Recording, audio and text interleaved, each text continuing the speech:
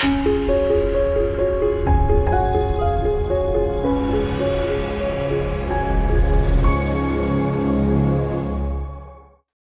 morning, Mr. Salih Hudayar. Welcome to India Narrative Talks.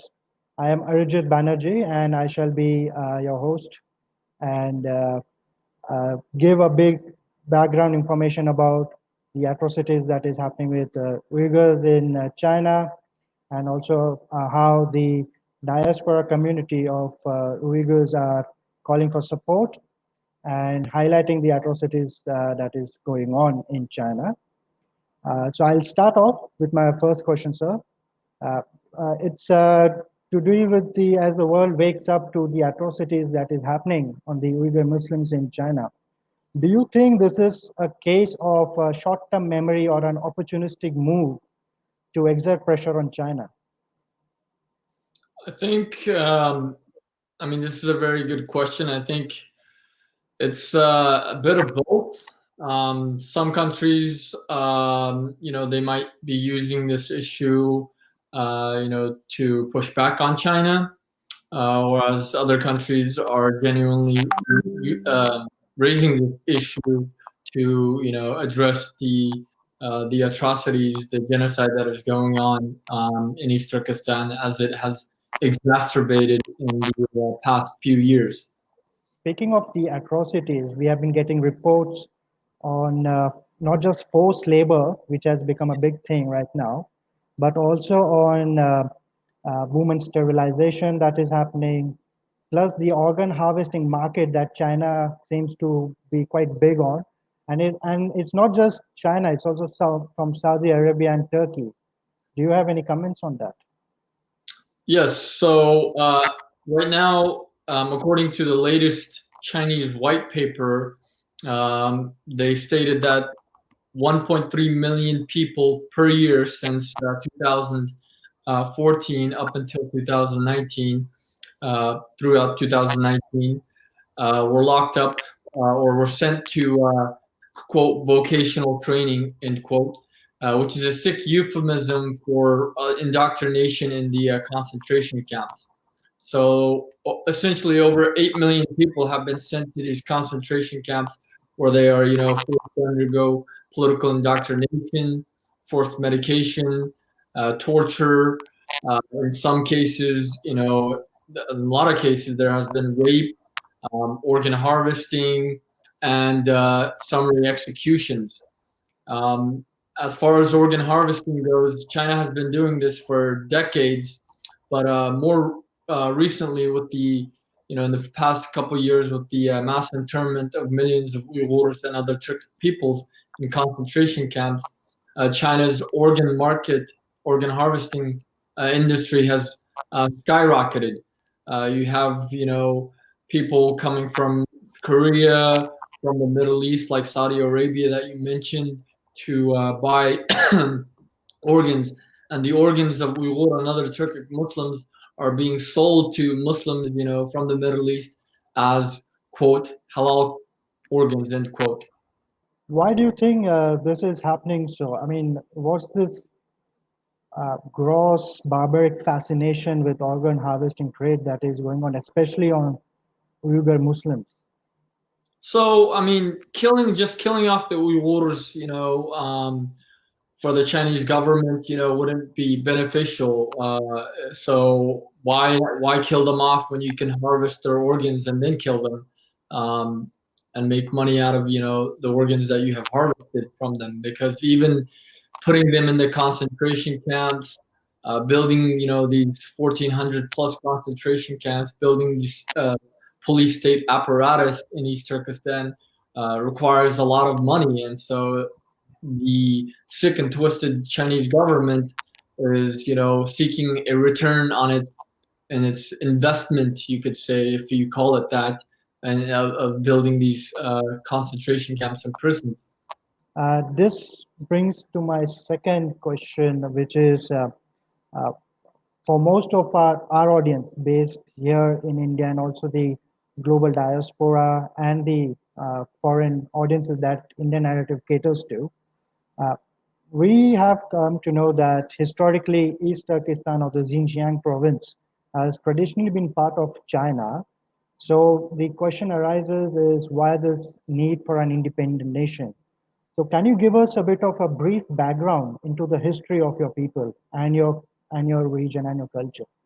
Yes, just to correct you, historically, East Turkestan has never been a part of China except under brief periods of occupation, like the current occupation. The Uyghurs have a history of over 6,000 years. We have inhabited East Turkestan and Central Asia for at least 6,000 years. We are an ethnically Turkic people. The majority of Uyghurs are Muslims, but they are moderate Muslims, and we have small minority populations of Christians, uh, possibly Buddhist and other traditional shamanist religions. Uh, East Turkestan was invaded and occupied by the Manchu Qing dynasty in 1876 and renamed to Xinjiang, meaning the new territory, in 1884.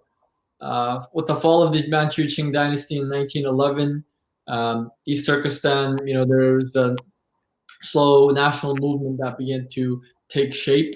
And this was largely, influenced also in part by the national movement that was taking place in India. So in the 1930s, early 1931, we had uprisings in the far eastern part of East Turkestan near the where it would border China, and then it spread to other parts of East Turkestan. And by 1933, we declared independence as the East Turkestan Republic on November 12th, 1933. However, this our state was short-lived due to Soviet intervention and Chinese occupation once more. And for about a decade, we were brutally suppressed by the Chinese government. And then once more, our people declared independence in 1944, again on November 12th, 1944. And we maintained our independence as the East Turkestan Republic once more until December 22nd, 1949, when the Chinese communists invaded and occupied East Turkestan with the support of the Soviet Union.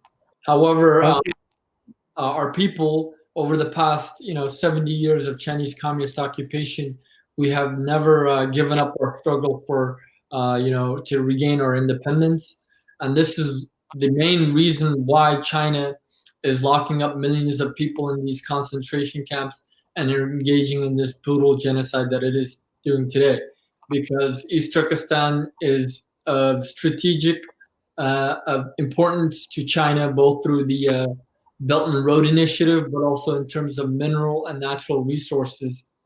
And that's why China, made it one of their top national defense goals to prevent the independence of East Turkestan. Thank you for briefing us about this background, which I believe is so not just me, the Indian narrative team here also believes that it needs to be highlighted. Uh, Sticking to the ethnicity and the religious background of your people, uh, would like to hear your comments on Turkey and Pakistan. You know, these two countries keep talking of the Ummah, but they often forget the atrocities that is happening on the Uyghurs. So, how do you see these two countries in your fight for an independent nation? So historically, both Turkey and Pakistan have unfortunately, ignored to a large extent our people's suffering under Chinese occupation. Turkey, hasn't even, it's a Turkic state. They're a Turkic country. They're a Turkic people, just like us in East Turkestan. However, they haven't done anything so to even recognize the fact that East Turkestan is occupied by China or introduce any form of legislation in their in their National Assembly. In recent years, with the Erdogan regime, Turkey actually got even more closer with China, um, and has been, curbing our activities there. In some cases, it has even deported Uyghurs to, back to Chinese occupied East Turkestan. As far as Pakistan historically, since 47 when it was created, um, we didn't have a good relationship with Pakistan. Um, Even after the 1950s, after East Turkestan was taken over by occupied by China, Pakistan has exclusively assisted China in either deporting Uyghurs that had fled to Pakistan, or in some cases even shooting them at the border. Um, as far as like the ummah concept, I don't think there is a global ummah. Uh, maybe in the past there might have been, but at the present situation, I don't think there's anything like that. It's every nation for its own interest. That's a big comment made regarding the global ummah. And you sort of came into my other question, and uh, I would like to ask, do you see Turkey's role currently in deporting Uyghurs back uh, being part of Erdogan's initiative, or has it traditionally been happening even before Erdogan came to power? So prior to Erdogan coming to power, there hasn't been any, unless they did it very secretly to where we have no knowledge. I don't think Turkey had deported any Uyghurs back to Chinese occupied East Turkestan. And even with Erdogan, it was just in the past several years, post 2016, as he became more closely friendly with China, and China has been giving Turkey, a lot of money, promising development, investment, and loans. So this is the main reason why Turkey under Erdogan has, completely ignored us, unlike previous Turkish administrations, which would, show some solidarity, even though they wouldn't really do anything beyond that. Any comments on the OIC when it comes to the Uyghurs and their plight?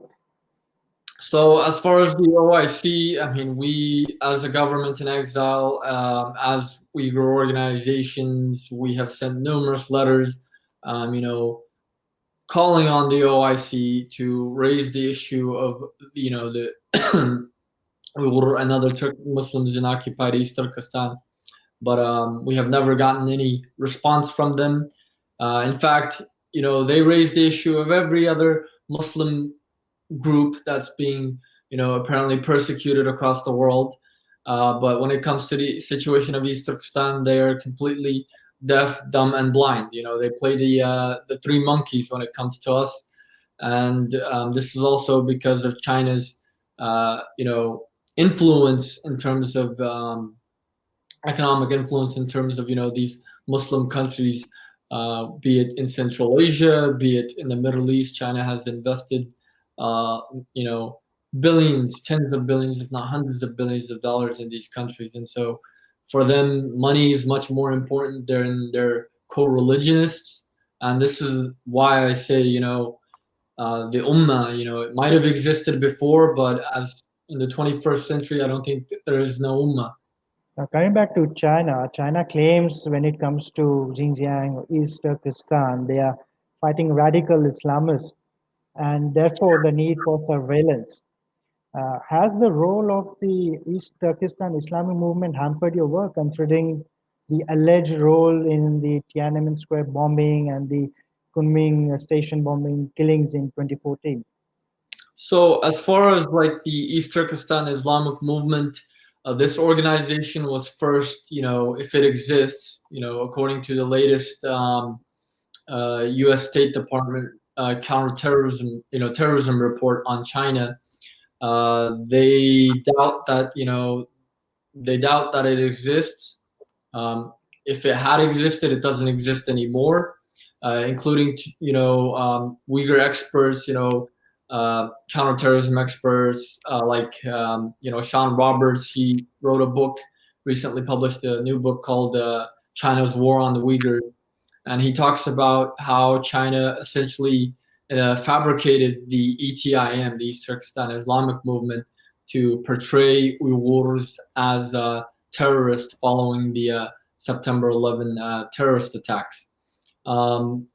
Historically, Uyghurs have never, engaged in terrorism in terms of, indiscriminately, attacking civilians. There have been incidents historically where Uyghurs have rebelled against Chinese, government forces and attacked, soldiers or government armed security personnel. However, post 2013, 2014, there was some, there was some indeed some terrorist attacks, or what would be deemed as terrorist attacks, attacks against civilians, and it has definitely hampered, our legitimate, peaceful, non-violent work, struggling to regain our independence. There are, Uyghur militant groups like the Turkistan Islamic Party, which is essentially was designated as a terrorist group by the U.S. and other countries. This group, for example, most of it, most of the Uyghurs, we believe that it was actually created by the Chinese intelligence to, hijack our movement, and to portray, us as terrorists in order to legitimize China's so-called counterterrorism campaigns that it's undertaking in East Turkestan. For example, these individuals, like in the TIP, the Turkestan Islamic Party, they owe their loyalty to Al Qaeda and the Taliban. China is very close in terms of its relationship with the Taliban. The leaders of this organization was actually educated in Pakistan in madrasas run by the Pakistan Islamic Party, the Jamaat-e-Islam of Pakistan. And the Jamaat-e-Islam of Pakistan, which many people don't know, is the only political party in Pakistan that has a direct strategic cooperation agreement with the Chinese Communist Party. So if these, if the Jamaat-e-Islam has an agreement with China, and they're training, or they're educating Uyghur Islamist terrorists, then it's definitely part of China's intelligence apparatus, the game that they're playing to legitimize our move, to legitimize its genocide of counterterrorism. Our people are, we're against terrorism of all forms, including state terrorism that is being perpetrated by China. Historically, as I mentioned, we've never really attacked, Chinese civilians. There have been a few incidents, but most of this, we believe is actually part of Chinese intelligence operations to legitimize their genocide. Thank you, sir. And this brings to my last question, which is related to terrorism and it's closer to home since we are based in India. Uh, with this Jamaat link with Pakistan and China and Al Qaeda, for the Indian security over here, there's always the threat of ISIS seeping into your cause. So, considering all this global and the terror organization interlinked, or how do you see New Delhi stepping in and helping your cause, and what can be done in bringing about more, as you said, the showing the tolerant, the moderate side of the Uyghur Muslims? So as far as like assessing who's an Islamist, who's a moderate, it's very simple. And on this issue, it's if Islamists, they won't support a secular state. Islamists, the few Islamist Uyghurs that there are that have been radicalized by Pakistan and through Chinese intelligence, um, they reject the Second East Turkestan Republic, because the Second East Turkestan Republic was a secular state that existed between 1944 and 1949, and this is the easiest way to distinguish who's an Islamist versus who's not. Furthermore, majority of the Uyghurs, in whether it's inside East Turkestan or outside, except for the instances, those in Pakistan and those in the few that are in Afghanistan, um, are predominantly moderate Muslims, mostly secular Muslims. So there's not a really big issue um, in terms of assessing who's safe and who's not safe. Thank you, sir. I think this wraps up our interview session with you. Thank you for joining us. It's morning over there, and for giving your precious time to Indian Narrative. Thank you.